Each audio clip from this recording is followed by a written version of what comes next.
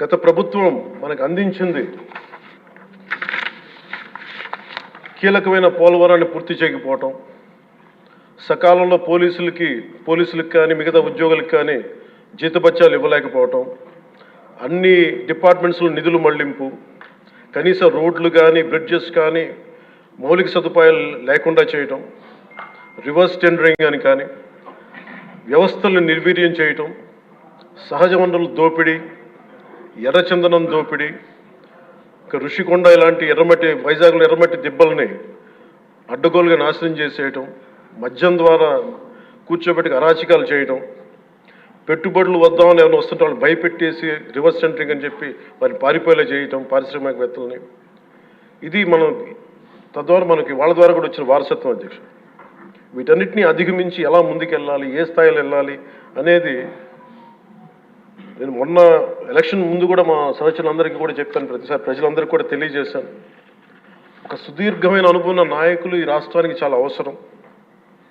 దేశంలో కూడా ఇంకెవ్వరికి రాని పరిస్థితి మన రాష్ట్రానికి వచ్చింది. మనస్ఫూర్తిగా నేను అంతకుముందు ఏమి చెప్పాను, ఈరోజు కూడా అదే చెప్తున్నా అధ్యక్ష. 4 దశాబ్దాల సుదీర్ఘ అనుభవం ఉన్న శ్రీ గౌరవ ముఖ్యమంత్రి శ్రీ నారా చంద్రబాబు నాయుడు గారి అధ్యక్షతన ఆయన లీడర్షిప్ కింద మేమందరం నేర్చుకుని, నాలాంటి వాడుగా నేర్చుకొని కింద పనిచేయడానికి, రాష్ట్రాన్ని అభివృద్ధి వైపు ప్రయాణం చేసేలా ముందుకెళ్ళడానికి సంసిద్ధంగా ఉన్నాం. మేము దాన్ని కట్టుబడి ఉన్నాం. ముఖ్యంగా లా అండ్ ఆర్డర్ చాలా క్షీణించిపోయింది. ఈ లా అండ్ ఆర్డర్ విషయంలో చూస్తే సాక్షాత్తు గౌరవ ముఖ్యమంత్రి గారిని దాదాపు అకారణంగా అన్యాయంగా 53 రోజులు ఆయన్ని ఒక ఫాల్స్ కేసులు పెట్టి జైల్లో పెట్టారు. అలాగే అధ్యక్ష, మీరు కూడా గతంలో మిమ్మల్ని కూడా ఎంత వేధించారో మా అందరికీ తెలుసు, సభ్యులందరికీ తెలుసు. నేను రఘురామకృష్ణరాజు గారు కూడా ఏ స్థాయిలో అనుభవించారో అందరికీ రాష్ట్రం అంతా తెలుసు. కానీ చాలా పెద్ద మనసుతోటి ఆయన నేను వస్తే చాలా మనసు విప్పి నవ్వుతూ మాట్లాడడం చాలా ఆనందం కలిగించింది. మీ నుంచి మేము నేర్చుకోవాలి. ఎంత అంటే దాడి చేసిన, హాని చేసిన మీ పెద్ద మనసుకి సభాముఖం మీ అందరికీ మీకు ప్రత్యేకించి మీకు ధన్యవాదాలు చెప్తాను. మీ అందరి నుంచి మీ నుంచి స్ఫూర్తి తీసుకుంటాం. మీ నుంచి అంటే తిట్లు తిన్నా కానీ, దెబ్బ తిన్నా కానీ ఎంత సౌహృదయతో ఉండాలనేది మీరు చూపించారు. ఇంకొక యాంగిల్లో శ్రీ నారా చంద్రబాబు నాయుడు గారు నిన్న కూడా చెప్తా ఉన్నారు, వాళ్ళు మన మీద దాడులు చేశారు కదా అని చెప్పి ఈరోజు మనకు 164 సభ్యులు ఉన్నారని చెప్పేసి 21 మంది పార్లమెంట్ సభ్యులు ఉన్నారని చెప్పి మనం కూడా అలా చేయడం సహేతుకం కాదు. చాలా మనం యాజ్ పర్ సిస్టమే వెళ్ళాలి.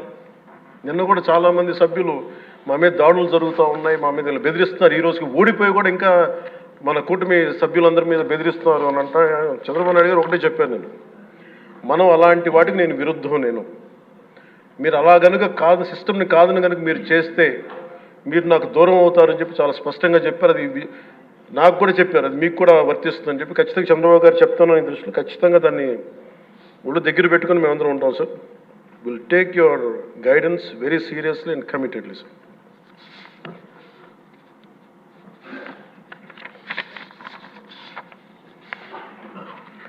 అలాగే కేంద్ర నాయకత్వం నిన్న ఈరోజు ఇందాక న్యూస్లో చూసిన అధ్యక్ష, 15,000 కోట్ల రూపాయలు మన ఏ అమరావతి లేకుండా ఈరోజు వరకు ఇబ్బంది పడతాం. అలాంటి అమరావతికి కేంద్ర మంత్రి మన నాయకులు గౌరవ ప్రధానమంత్రి శ్రీ నరేంద్ర మోదీ గారు బడ్జెట్లో ఈ రోజున 15,000 కోట్ల రూపాయలు అమరావతి కోసం రిలీజ్ చేసినందుకు సహృదయంతో మనస్ఫూర్తిగా కూటమి తరపున మా అందరి తరపున కూడా వారికి ధన్యవాదాలు తెలియజేస్తున్నాం అధ్యక్ష.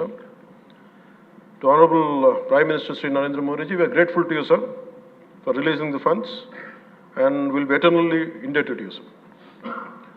అలాగే భవిష్యత్తులో అధ్యక్ష చంద్రబాబు గారు కూడా చాలా స్పష్టంగా చెప్పారు నిన్న, ప్రభుత్వంలో భాగస్వామ్యంలో ఉన్న కార్యకర్తలు కానీ మా సహచర ఎమ్మెల్యేలు కానీ మీరు వ్యక్తిగతంగా ఏ తప్పులు చేసినా అది ప్రభుత్వం మీద పడుతుంది. అలాంటి తప్పులు జరగకుండా చూసుకోండి. అలాంటివి జరిగితే మటుకు నేను ఎవరైనా స్థనామానం లేకుండా నాకు వాళ్ళకి సిస్టమ్ పనిచేస్తూ ఉంటుంది, అది మీరు అర్థం చేసుకోండి నేను ఏ ఉద్దేశంతో చెప్తానని చెప్పారు అధ్యక్ష. ఇలాంటి తప్పులు జరిగితే అవి వ్యక్తులు చేసిన తప్పులు పార్టీలకు కానీ ప్రభుత్వానికి కానీ చెడ్డ పేరు రాకూడదు. దాన్ని ఎలా హ్యాండిల్ చేసుకోవాలో జనసేన పార్టీ తరపు నుంచి నేను మా వాళ్ళందరికీ కూడా ఒకటే తెలియజేశాను. మీరు వ్యక్తిగతంగా కనుక ఏదన్నా చేసి అది కూటమి ప్రభుత్వానికి ఇబ్బంది కలిగితే నేను వారిని వదులుకోవడానికి సిద్ధంగా ఉన్నానని చెప్పి చాలా స్పష్టంగా తెలియజేశాను అధ్యక్ష. అది మీరు ఇసుక విధానాల్లో కానీ మైనింగ్ విధానాల్లో కానీ ఏ రకంగానా సరే గత ప్రభుత్వం చేసింది కదా మేము కూడా చేస్తామని ఎవరన్నా నాకు జనసేన పార్టీ తరపు నుంచి ఎవరన్నా సరే ఉంటే వారిని నియంత్రించే బాధ్యత, వారిని సరిచేసే బాధ్యత మేము తీసుకుంటాం. అలాగే చట్టపరమైన తప్పు జరిగితే చట్టపరంగా ఎలాంటి చర్యలు తీసుకోవాలో అది మాకు కూడా అప్లై చేయండి, నాతో సహా. మేము తప్పు చేస్తే నాతో సహా ఆ చట్టాలు నాకు కూడా అప్లై చేయండి. ఎవరు దీనికి అతీతులు కాదు. దీనికి ముఖ్యంగా ఈ 5 సంవత్సరాల కాలం ఇది హాలిడే కాదు ఎవరికి. మన ముఖ్యమంత్రి గారు కూడా చెప్తా ఉన్నారు, ట్రాఫిక్ జామ్స్ ఎంతసేపు జరుగుతున్నాయి, ఈ ప్రోటోకాల్స్ ప్రకారం సెక్యూరిటీ హ్యాజర్డ్స్లో ఎంతసేపు ట్రాఫిక్ నాపుతున్నారు, ఒక 2-3 నిమిషాల నుంచి ప్రజలు ఇబ్బంది పడకూడదని పదే స్పష్టంగా చెప్తా ఉన్నారు. అలాగే మన ఎస్కార్ట్ సెక్యూరిటీ వల్ల సామాన్య ప్రజలు ఇబ్బంది పడకూడదని మాకు దృష్టికి తీసుకొచ్చారు. ఖచ్చితంగా దాన్ని మా కింద అధికార యంత్రాంగాన్ని మొత్తానికి తెలియజేశాను సార్. అలాగే ఈరోజు మనకున్నది భవిష్యత్తు బాధ్యత. ఇది కేవలం ఈ హౌస్లో ఉన్న వ్యక్తులకే కాదు అధ్యక్ష, ఇంక్లూడింగ్ బ్యూరోక్రాట్స్కి. గత ప్రభుత్వం చాలా అవుట్రైట్ తప్పులు చేస్తూ ఉంటే కూడా బ్యూరోక్రసీ చాలా వరకు చాలా నిర్లిప్తంగా ఉండిపోయారు అధ్యక్ష. ఒక్క ఐఏఎస్ అధికారి ఏసార్లు రివ్యూ చేసిన ఒక్క ఐఏఎస్ అధికారి పేరు చెప్తా ఉంటారు. ఈ రోజున ఐఏఎస్ అధికారి ఏ శిక్ష పడకుండా వెళ్ళిపోయాడు. ఇలాంటి పరిస్థితులు జరుగుతూ ఉన్నాయి. So bureaucracy also has to take responsibility. And of course media ఏ సమస్యని హైలైట్ చేయాలి, ఏ సమస్యని హైలైట్ చేయకూడదు, ఏది ప్రజలకు అవసరం అనేది మీడియా మీద కూడా బాధ్యత ఉంది అధ్యక్ష. అలాగే సామాజిక మాధ్యమాలని స్థాయి దాటి మాట్లాడితే వారికి ఎలాంటి వాళ్ళని ఎలా పరిమితం చేయాలనేది కూడా ఒకసారి హౌస్ అందరూ ఆలోచించాలి. ఒకసారి దీని మీద ఒక విధి విధానాలను రూపొందించాలని కోరుకున్నాను అధ్యక్ష. అలాగే ముఖ్యంగా ఇక్కడ సభలో ఉన్న మా సహచర ఎమ్మెల్యేలు, గౌరవ ముఖ్యమంత్రి గారు, మేమందరం కూడా వీఆర్ ఆల్ కమిటెడ్ సార్. రాష్ట్ర భవిష్యత్తు కోసం, పునర్నిర్మాణం కోసం మేము సర్వం త్యాగం చేయడానికి సిద్ధంగా ఉన్నాం. తప్పులు జరిగితే వ్యక్తులు తప్పులు అవుతాయి కానీ పార్టీలు తప్పులు అవ్వం. సో ముగింపు వాక్యాలుగా అధ్యక్ష, కవి సామ్రాట్ శ్రీ విశ్వనాథ సత్యనారాయణ గారు చెప్పిన మాట ఒకటి అధ్యక్ష,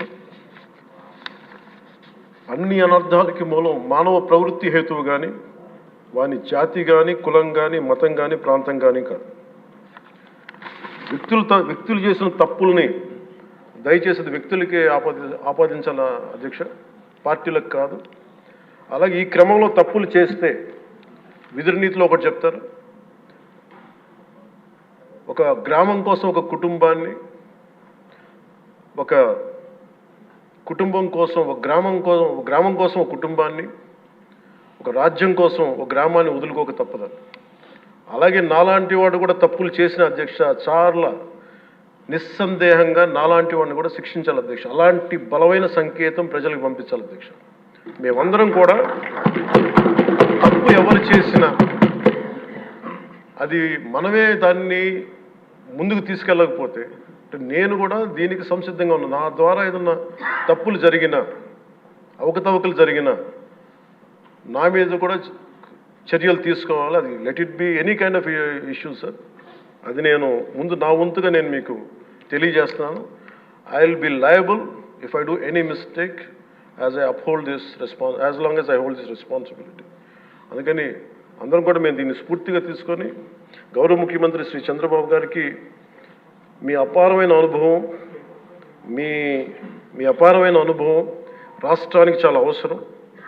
మేము మీకోసం అహిర్నిశలు ఈ రాష్ట్రాన్ని తిరిగి గాడిలో పెట్టే వరకు మేము ఎప్పుడు కూడా మీ కనసాయిగల్లో పనిచేస్తాం అని తెలియజేస్తున్న గౌరవ ముఖ్యమంత్రి గారికి, నాకు అవకాశాన్ని ఇచ్చిన సహచర మా మంత్రివర్గానికి, సభ్యులకి, గౌరవ సభ్యులకి, గౌరవ సభాపతి గారికి, గౌరవ ముఖ్యమంత్రి గారికి మీ అందరికీ చేతులెత్తి నమస్కారం.